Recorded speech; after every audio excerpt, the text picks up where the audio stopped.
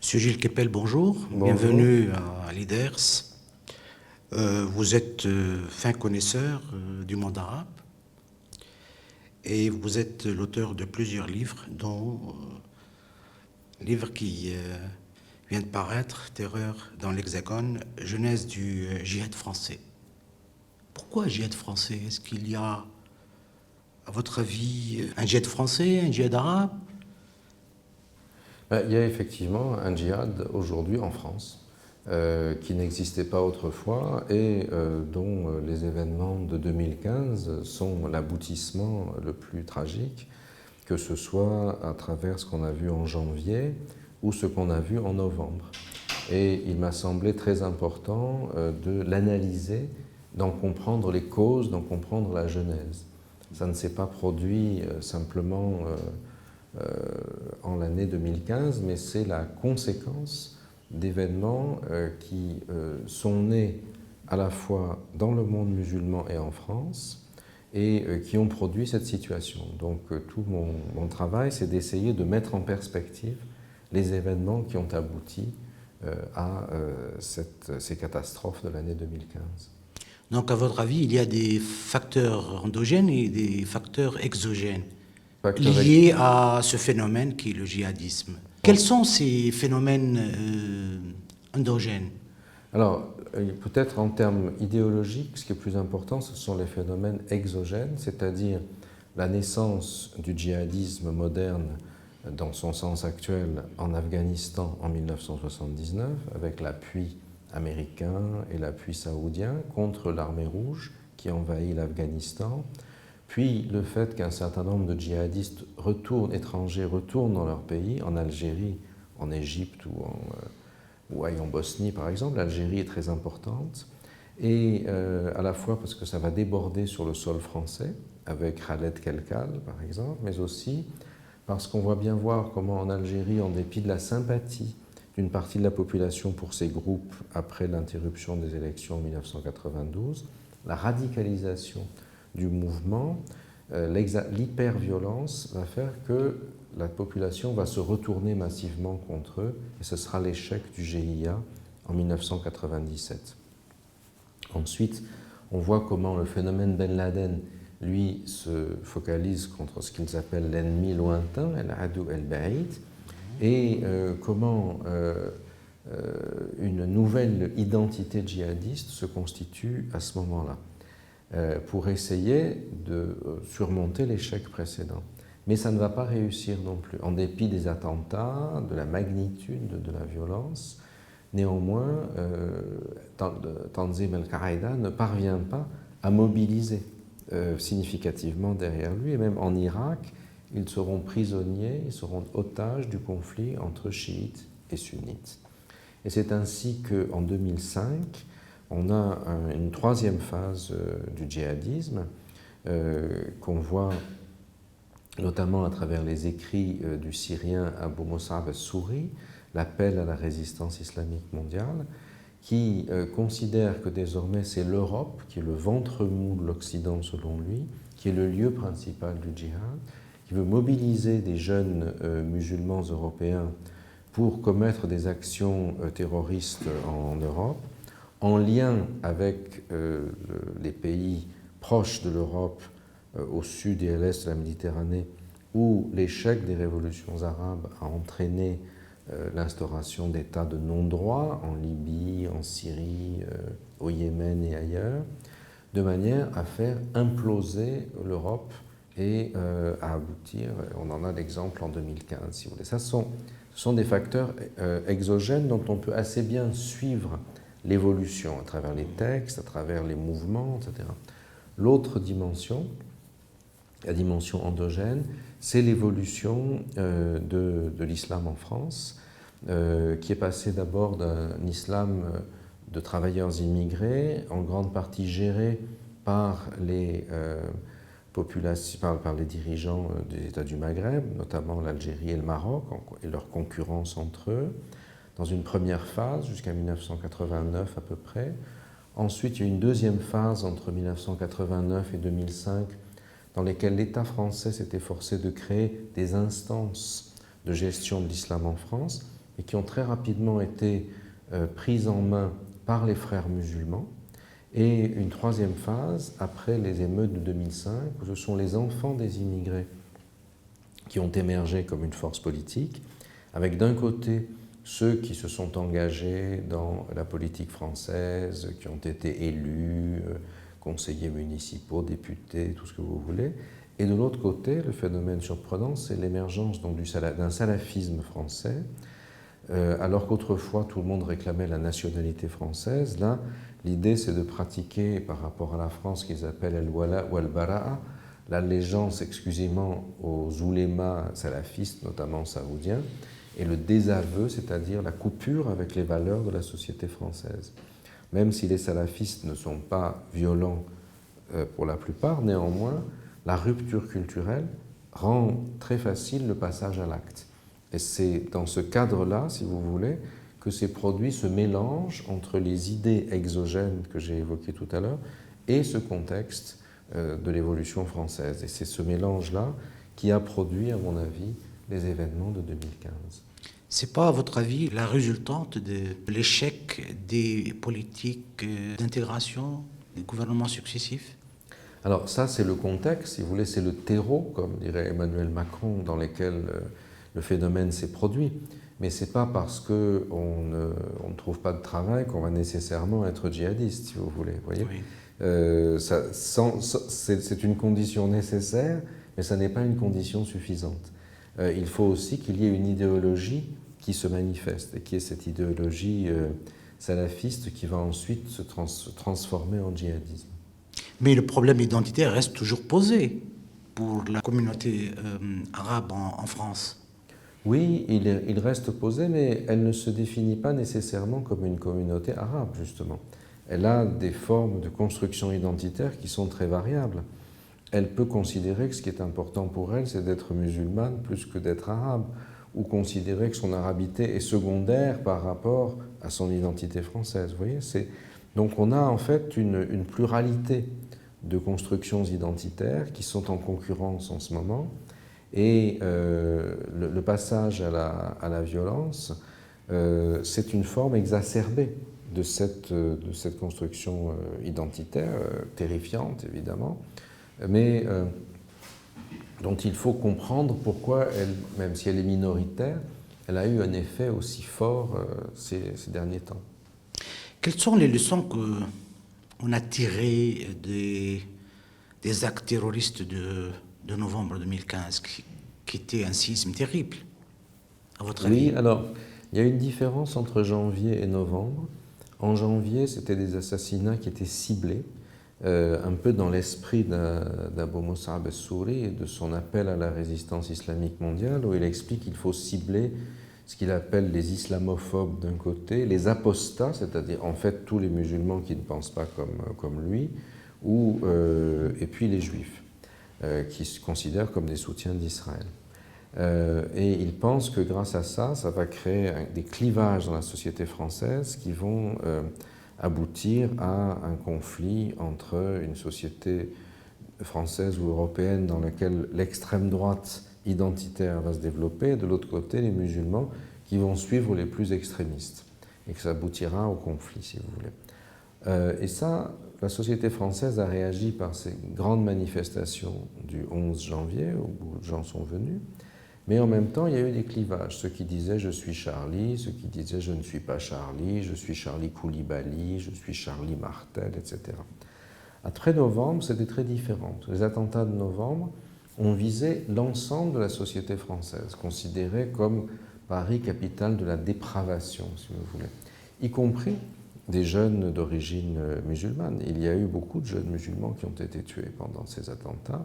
Tout à fait. En ce sens, il y a eu, si vous voulez, une sorte d'intégration par le sang versé de tous ces jeunes qui parfois se sentaient distanciés par rapport à la société française et qui aujourd'hui, et ça m'a beaucoup frappé après le 13 novembre, font beaucoup plus peut-être corps avec l'ensemble de la société contre les mouvements djihadistes que ça n'était le cas au mois de janvier. Ça, c'est un développement récent qui me semble devoir être pris en considération.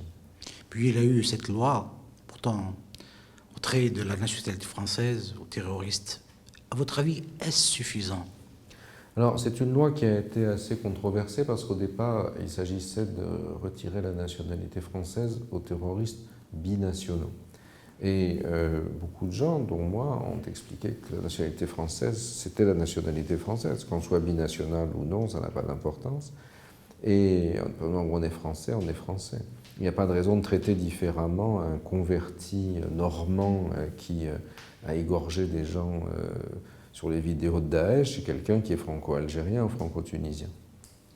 Alors, si la société veut se défendre et retire la nationalité, c'est une mesure qui est davantage symbolique que réelle, parce qu'après, de toute façon, on ne peut pas expulser des gens dans un pays où leur vie serait mise en danger.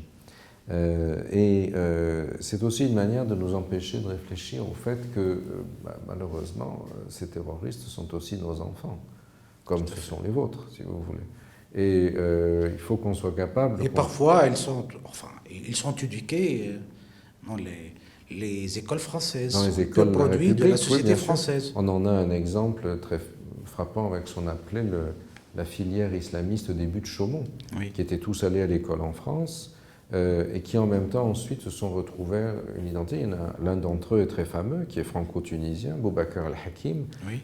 qui non seulement a commis des attentats, mais bien sûr en Tunisie s'est vanté d'être responsable de l'assassinat du député de Sidi Bouzid et Mohamed Brahmi et du syndicaliste.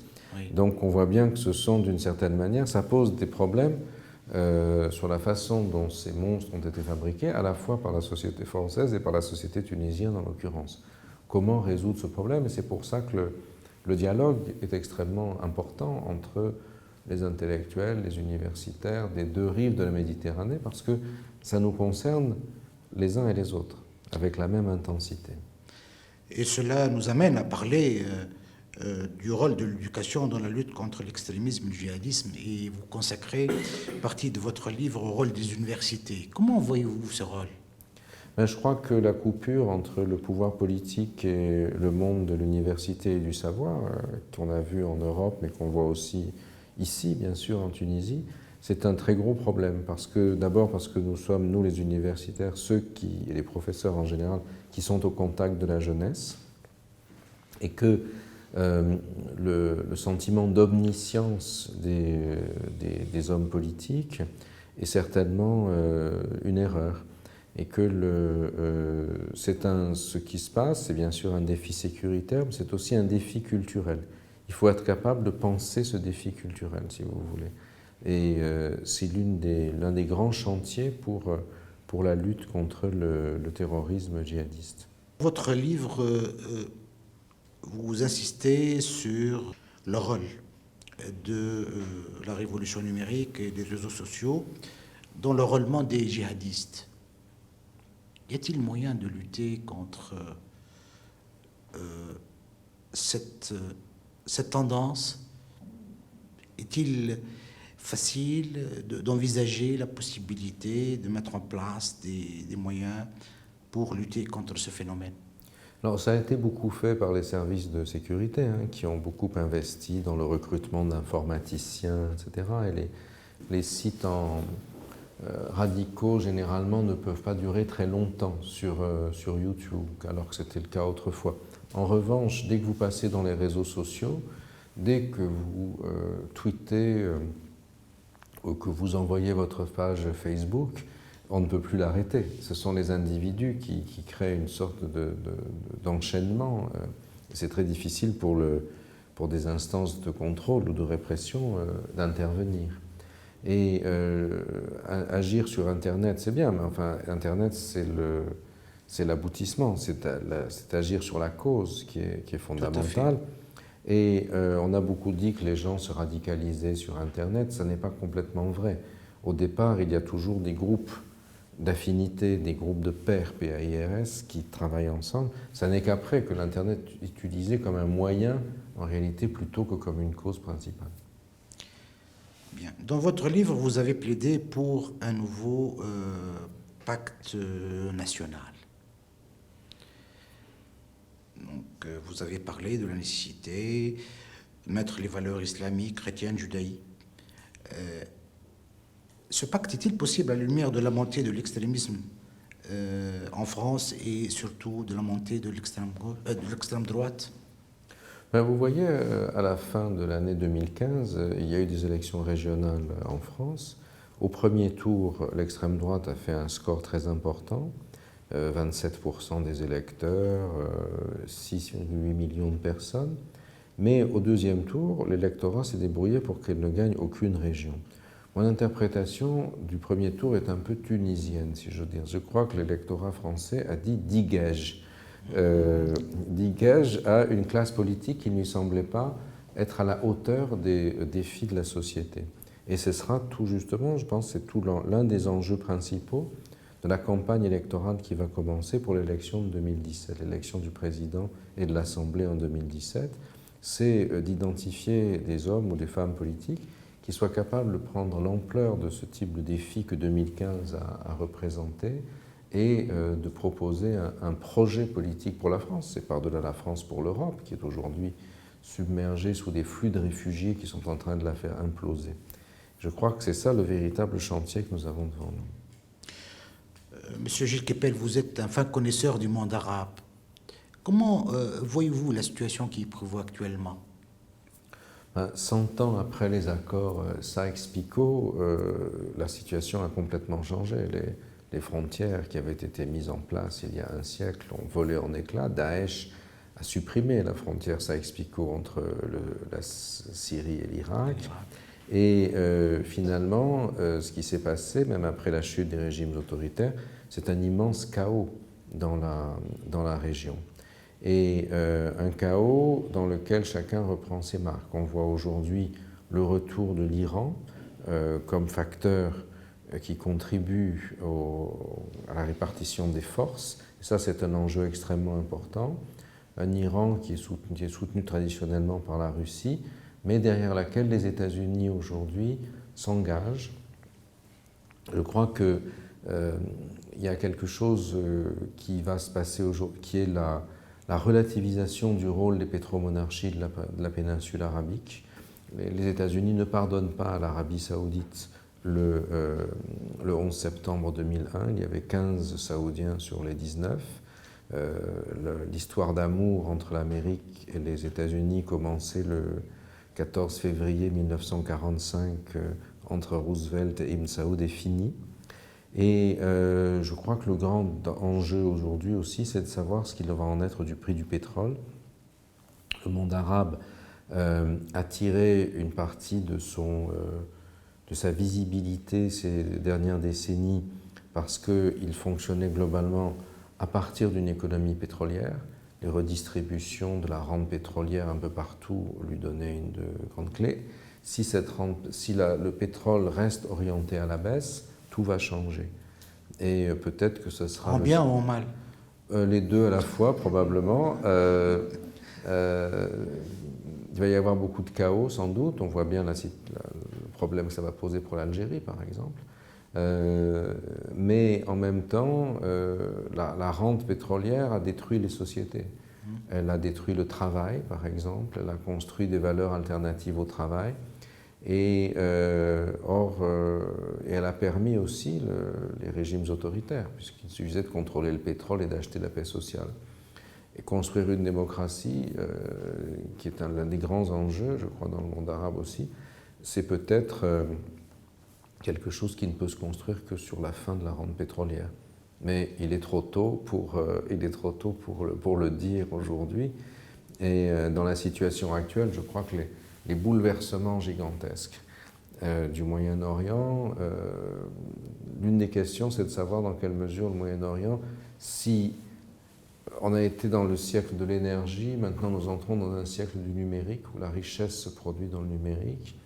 Est-ce que le monde arabe va être dedans ou va être dehors? Je crois que c'est une des grandes questions qui se posent à l'échelle. Est-ce que le monde arabe est bien préparé pour affronter cette nouvelle passe, à votre avis? Ça va dépendre en grande partie, je crois, pour le monde arabe méditerranéen, notamment de ses relations avec l'Europe et de la capacité de construire des ponts entre les deux, ou bien alors de construire des fossés, de creuser des fossés. Le processus est bloqué depuis des années. Pour l'instant, le processus est effectivement bloqué, oui. Mais, à cause du conflit du Proche-Orient, le processus de Barcelone est gelé pratiquement. Oui, tout à fait. Oui. 20 ans après son lancement, mais maintenant on constate un statu quo. Oui, et qui est dommageable, mais l'ampleur à la fois des questions terroristes et aujourd'hui du problème des réfugiés, et qui est en train de faire imploser l'Europe, va contraindre, bien sûr, je pense, les dirigeants à mener des politiques publiques différentes, parce qu'il est question de leur survie.